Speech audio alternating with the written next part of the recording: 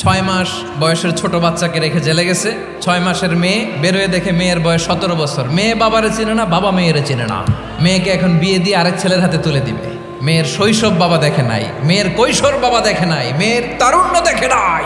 যেই ফ্যামিলির সদস্য গুম হয়েছে তারা কি ওই লোকটার জন্য মাগফিরাতের দোয়া করবে নাকি সুস্বাস্থ্যের দোয়া করবে তারা নিজেরাও জানতো না, কারণ জানে না ও বেঁচে আছে না মরে গেছে।